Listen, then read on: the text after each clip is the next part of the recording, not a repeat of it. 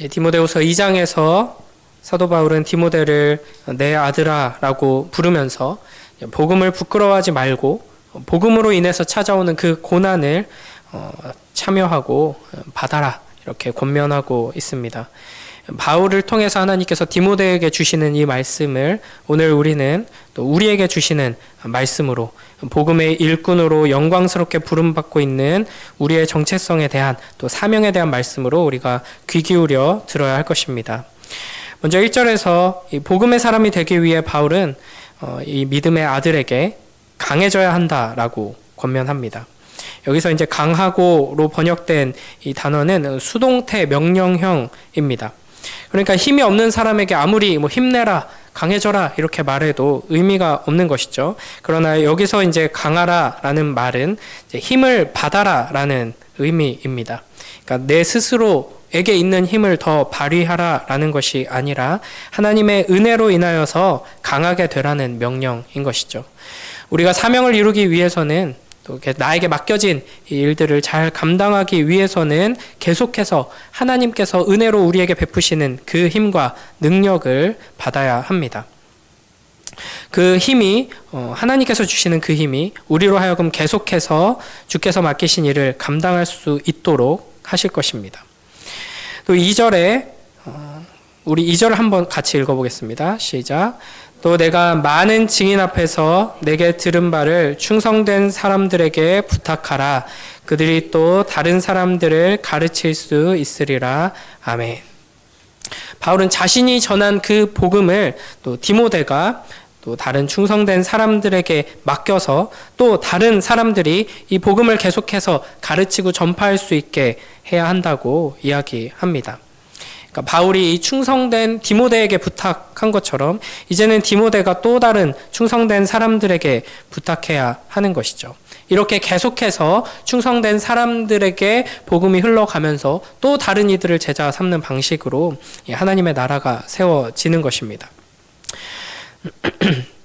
주님은 이렇게 우리를 혼자서 모든 일을 감당하는 자로 부르지 않으셨고 이 복음을 통하여서 우리가 부름받은 이 부르심의 자리에 함께 동역하며 세움받아서 교회로서 공동체로서 함께 감당하도록 하십니다.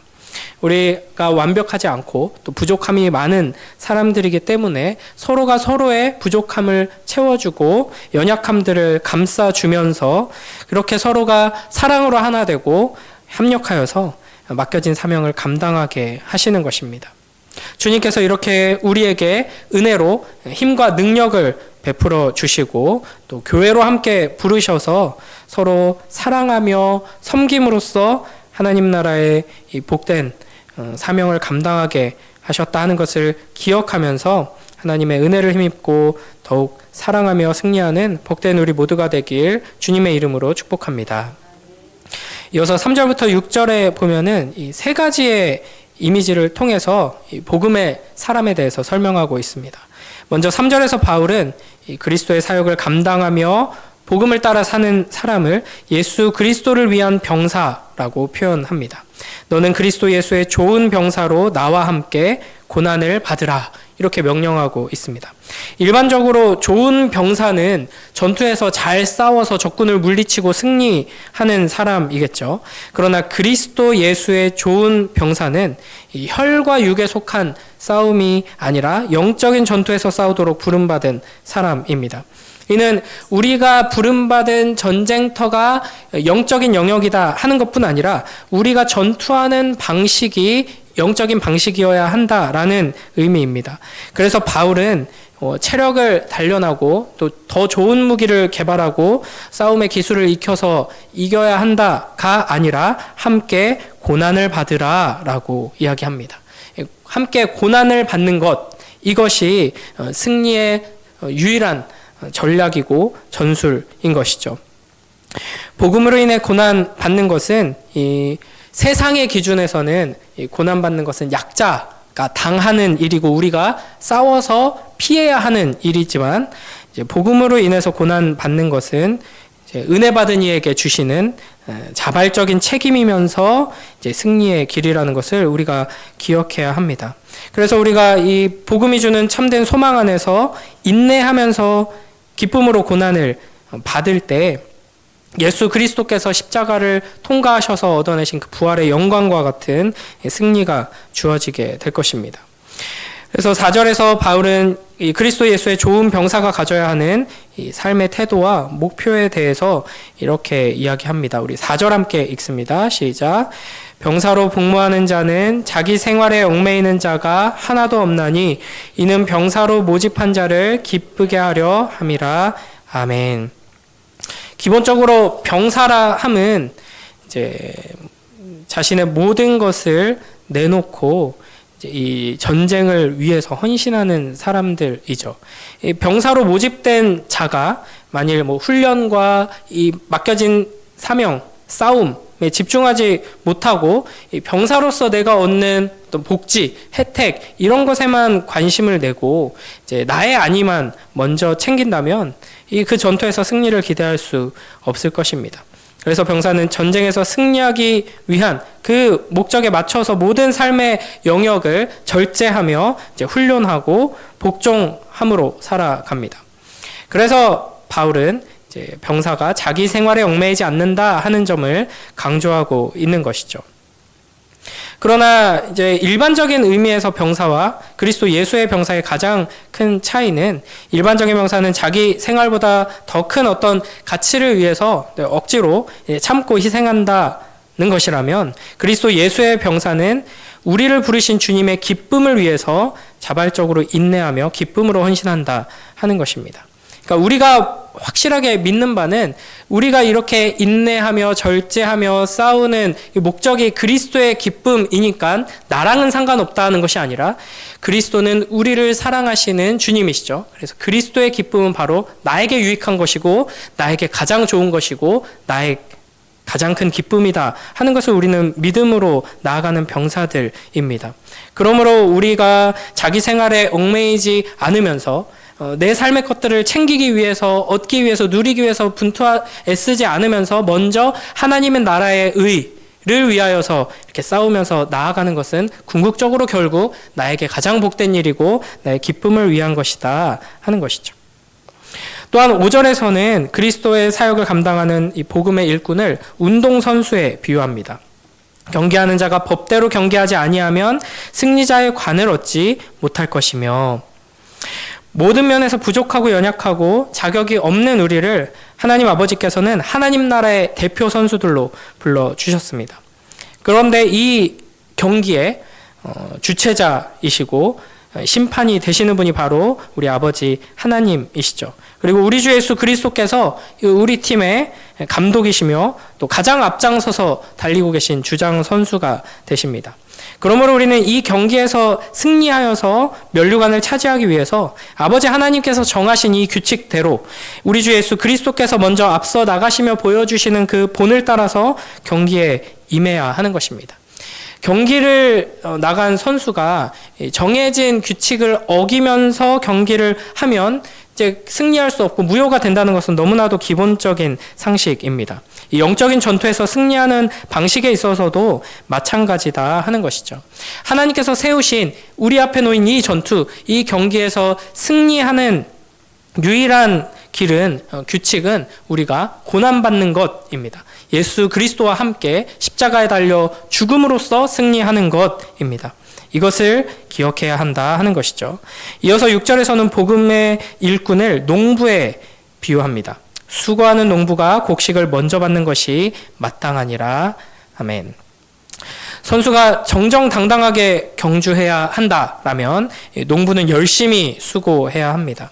여기서 수고는 어느 정도 그냥 노력하는 걸 의미하지 않고 이제 땀을 많이 흘리면서 최선을 다해서 애쓰는 것을 표현하는 단어입니다. 농부가 이렇게 풍성한 수확을 얻으려면 땀 흘려서 애써야 하고 오랜 시간 꾸준히 노력해야 합니다. 그러니까 우리가 경건의 훈련을 통해서 성령의 열매를 맺는 과정이나 이 복음의 사역을 통해서 이 땅에 하나님의 나라를 일구어가는 과정이 모두 이처럼 농부가 수고하고 애쓰는 이런 모습과 비슷하다 하는 것이죠. 그런 점에서 우리가 이제 뭐 자신의 성품이라는 이 땅이나 하나님의 나라라는 이 영역을 경작하는 일에 게을리하고 이제 이 심고 가꾸는 일에 무관심하다면 우리는 아무런 열매도 얻지 못할 것입니다. 이렇게 4절부터 6절 말씀에서는 이 사명을 감당하는 자에게 따라오는 이 고난과 수고에 대해서 강조하면서 뿐만 아니라 그 고난과 수고를 행한 이들이 받을 보상에 대해서도 이야기하고 있습니다. 농부가 수고하면 곡식을 얻고 선수가 규칙을 따라 경기하면 승리자의 관을 얻게 됩니다. 그리고 병사가 고난을 잘 감당하면 자신을 모집한 자를 기쁘게 하는 것이죠. 7절에서 바울은 이 세 가지 비유를 잘 생각해 보라고 합니다. 깊이 묵상하여 마음에 새기라는 것이죠. 그때 하나님께서 이 말씀을 깨닫게 하시고 이 말씀 가운데 약속된 그 놀라운 은혜와 우리의 사명과 정체성에 대한 이 말씀을 통해 우리가 지혜를 얻고 힘을 얻어서 그 복된 길로 나아가게 하신다 하는 것이죠. 이 말씀이 우리에게 들려지고 또 깨달아지고 믿어져서 하나님께서 우리를 부르신 그 병사의 자리로 또 선수의 자리로 또 농부의 자리로 기쁨으로 나아가는 복된 우리 모두가 되길 주님의 이름으로 축복합니다. 이렇게 세 가지 비유를 통해서 복음과 함께 고난받는 삶에 대해서 바울이 설명하고 나서 이어지는 이제 8절부터 쭉 보면은 이제 바울 자신이 자신의 삶을 통해서 어떻게 이와 같은 삶을 살아왔는지를 또 말하고 있습니다. 8절에서는 이 복음의 정체성에 대해 말하는데 죽은 자 가운데서 살아나신 예수 그리스도를 생각하라 라고 하는 것은 이 당시 이제 예수 그리스도의 정체성과 또 죽으신 부활에 대해서 이제 잘못 가르치고 있는 거짓 교사들과 이제 연관된 말씀이라고 할 수 있습니다. 그러니까 이제 당시에는 많은 이들이 이 다윗의 씨로 오시는 메시아가 이제 군사적이고 정치적인 그런 방식으로 이제 원수를 굴복시키고 당장 눈앞에 영광스러운 승리를 가져다 줄 것처럼 이제 기대했던 것이죠. 그러나 예수 그리스도의 오심을 통해 드러난 복음의 진리는 고난 받으시고 죽임 당하신 후에 부활의 영광으로 이제 오시는 것이었습니다. 그래서 우리에게도 이제 고난 받으라는 명령이 계속 이제 주어지는 것이죠. 그래서 9절에서 바울은 이제 자신도 복음 때문에 갇혔지만 이제 복음이 내가 갇혔다고 해서 이제 매이지 않고 오히려 널리 선포되었다라고 이야기합니다. 그러니까 이 세상의 관점에서 보면은 복음을 따라서 또 복음을 위하여서 이렇게 헌신하며 앞장서서 달려나가는 내가 이렇게 감옥에 갇히고 내가 이렇게 큰 고난을 당하는 것은 하나님이 실패하시는 것이 아닌가, 복음이 갇히는 것이 아닌가 생각하기 쉽지만 바울은 낙심하지 않았습니다. 이 일이 바로 주님께서 나에게 맡기신 일이다, 나의 사명이다 하는 것을 분명히 알았기 때문입니다. 그래서 바울의 매임은 실패가 아니라 그리스도의 좋은 병사로 살아왔음을 오히려 증명하는 일입니다. 10절에서 바울은 이 모든 고난과 어려움을 참을 수 있었던 것은 이 모든 과정을 통해 하나님께서 택하신 자들이 이제 그리스도 예수 안에 있는 구원을 이 영원한 영광과 함께 받게 하실 것이기 때문이다라고 말합니다. 그러니까 바울은 이제 비록 지금의 고난이 심각하고 스스로 어찌할 수 없는 그런 감옥에 갇히는 상황에 있지만 이 일을 통해서 주님께서 결국에는 복음의 역사를 이루시고 택함 받은 영혼들이 주님께로 돌아오도록 역사하신다 하는 것을 분명히 붙들고 있는 것입니다. 우리도 마찬가지인 것이죠. 우리가 받는 이 고난이 이상한 일이 아니라 예수 그리스도께서 받으신 고난에 동참하는 것이고 그리스도께서 이루신 그 승리를 향해 나아가는 길로서 우리가 주님의 인도함을 받고 있다 하는 것을 기억해야 하고 이 과정을 통해서 잃어버린 영혼들이 주님께 돌아와 주님의 은혜를 받아 누리게 일하신다 하는 것을 바라볼 때 우리는 이 고난을 기쁨으로 감당하며 인내하며 받아낼 수 있는 것입니다. 마지막으로 11절부터 13절에서는 이 복음과 함께 고난받는 것에 대한 이 말씀의 결론이라고 할 수 있습니다. 우리 11절부터 13절 말씀 함께 읽겠습니다. 시작. 미쁘다 이 말이여 우리가 주와 함께 죽었으면 또한 함께 살 것이요 참으면 또한 함께 왕노릇할 것이요 우리가 주를 부인하면 주도 우리를 부인하실 것이라 우리는 미쁨이 없을지라도 주는 항상 미쁘시니 자기를 부인하실 수 없으시리라. 아멘.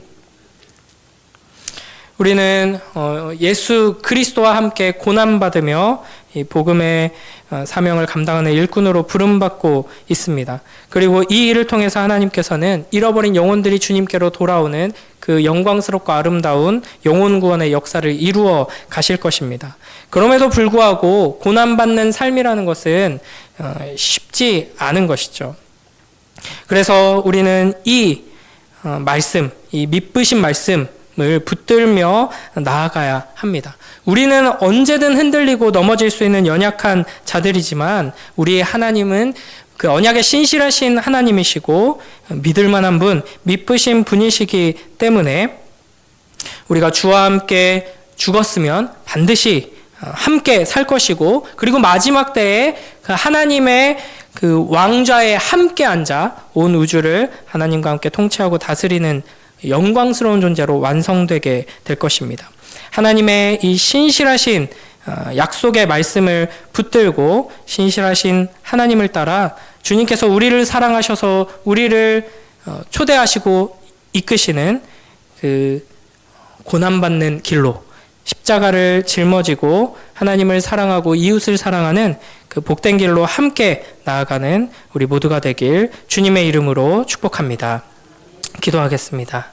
하나님 아버지, 감사합니다. 복음을 전하다 감옥에 갇힌 바울을 통하여서 우리가 이 땅 가운데서 어떻게 이 복음의 사역들을 감당하고 복음의 사람으로서 살아가야 하는지 말씀하여 주시니 감사합니다.